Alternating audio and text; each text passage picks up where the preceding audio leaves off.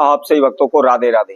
तो आज हम सही भक्तों के लिए इस वीडियो के माध्यम से, इस चैनल के माध्यम से नवरात्रों के समय में छठी तिथि पर होने वाला एक ऐसा महाप्रयोग बताएंगे।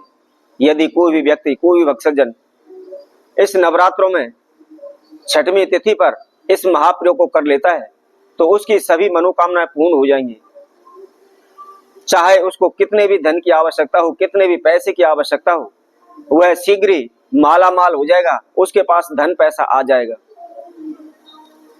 किसी भी प्रकार का आपके ऊपर कर्जा चढ़ा हुआ है, चाहे अपने घर मकान तक गिरवी रख दिया है, सभी प्रकार के आप कर्जों से मुक्त हो जाएंगे।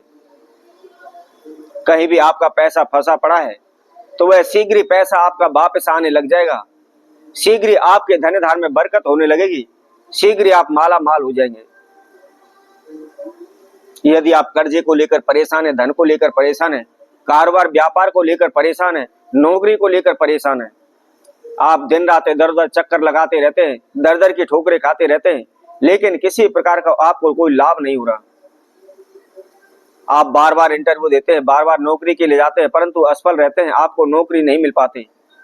कारोबार व्यापार करने की कोशिश करते हैं परंतु आपका कारोबार व्यापार भी नहीं चलता, जिसकी वजह से जो भी हमारी रकम जमा पूंजी है, जो भी हमने इधर उधर से पैसा उठाया हुआ है, वह सारा हमारा कारोबार व्यापार में डूब जाता है, जिसकी वजह से हम दिन प्रतिदिन कर्जे में डूबते चले जा रहे हैं। कहीं से कोई भी हमको समाधान नहीं मिल रहा है।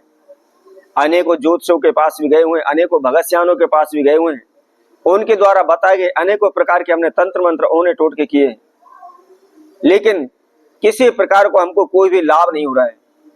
हम अपने जीवन में इतने ओने टोटके कर चुके हैं कि हमारा अब इनसे विश्वास ही उठ चुका है।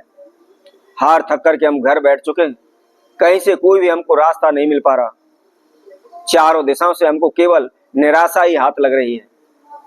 तो ऐसे में आपको क्या करना है, बहुत ही छोटा सा हम इसमें प्रयोग आपको बताने वाले हैं। कोई भी तंत्र मंत्र ओना टोटका आपका नहीं करना है, कोई भी आपका खर्चा भी इसके अंदर नहीं लगना है और कहीं भी आपको जाने की भी आवश्यकता नहीं है। बहुत ही साधारण सा, सिंपल सा यह प्रयोग है। तो इसकी क्या विधि है, क्या आपको करना है, किस समय पर करना है, इसकी जानकारी के लिए आप हमारी इस वीडियो को संपूर्ण सुने, आखिर तक हमारे साथ जुड़े रहें। इसके साथ साथ जिस किसी भक्तजन ने हमारे चैनल को भी सब्सक्राइब नहीं किया है, वह सर्वप्रथम सब्सक्राइब करें, लाइक करें, कमेंट बॉक्स में जाकर के राधे राधे अवश्य लिखें। तो आपको क्या करना है, वैसे भी इस समय पर नवरात्र चले हुए हैं, सुबह आप उठें, उठ करके नहा धो करके आप फ्रेश हो जाएं, धुले हुए वस्त्र आप धारण करें।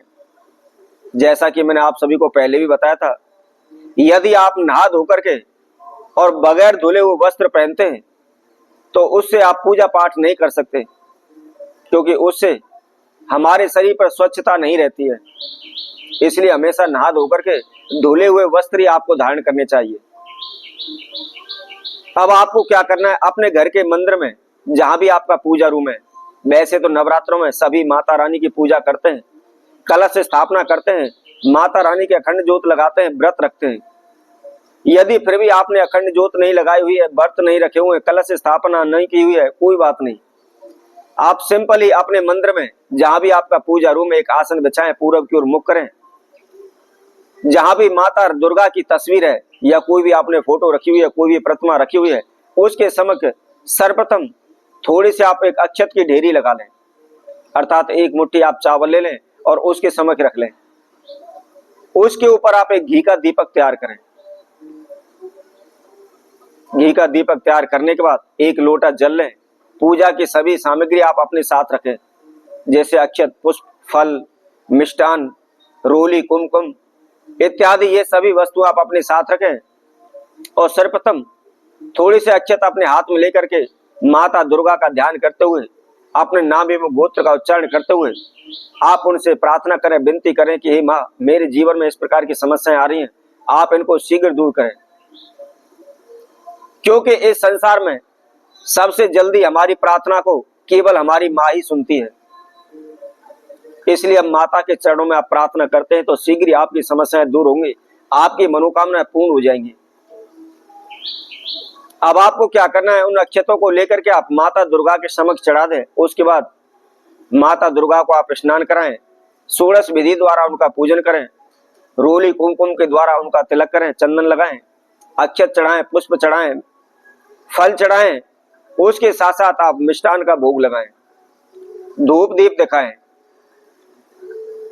उसके बाद आपको क्या करना है, कोई भी एक भोजपत्र का आप टुकड़ा ले लें। भोजपत्र का टुकड़ा पंसारी की दुकान पर या पूजा पुस्तक वालों की दुकान पर भी बड़े ही आसानी से मिल जाता है। कोई ऐसी बात नहीं है कि ये ना मिले। केवल 5-10 रुपए का आपका भोजपत्र का टुकड़ा आएगा, परंतु ध्यान रखें बिल्कुल साफ होना चाहिए, फटा टूटा ना हो। अब भोजपत्र का टुकड़ा लेने के बाद आपको क्या करना है, जो आपने जिस रोली या कुमकुम के द्वारा माता दुर्गा का आपने तिलक किया है, टीका लगाया है, उसी आपको रोली या कुमकुम को लेना है और लेकर के आप उस भोजपत्र के टुकड़े पर उस कुमकुम के द्वारा, उस रोली के द्वारा ओम ह्रीम श्रीम ह्रीम नमः, इस मंत्र को आपने उस रोली के द्वारा उस भोजपत्र के टुकड़े पर रख लेना है। अब लिखने के बाद बड़े ही आराम से उस भोजपत्र के टुकड़े को आप फोल्ड करें और फोल्ड करने के बाद कोई भी एक लाल धागा उसके ऊपर आप लपेट दें। लपेटने के बाद आपने माता दुर्गा के समक्ष उसको रख देना है।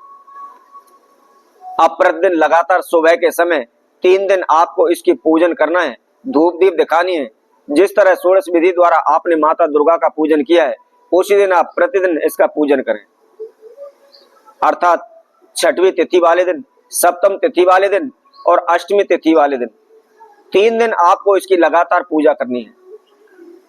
और पूजन करने के बाद आप इसको उठा करके जहां भी आप चीज वस्त्र, जहां भी आपने तिजोरी बनाई हुई है उसके अंदर आप रख दें। फिर देखें आपके जीवन में कभी भी धन की कमी नहीं होगी, शीघ्र ही आप माला माल हो जाएंगे, कर्जा से मुक्त हो जाएंगे। तो इसी तरह आपसे भक्तों के लिए और नए उपाय के साथ, नई वीडियो के साथ आप सभी के समय उपस्थित होंगे। तब तक के लिए सभी भक्तों को राधे राधे।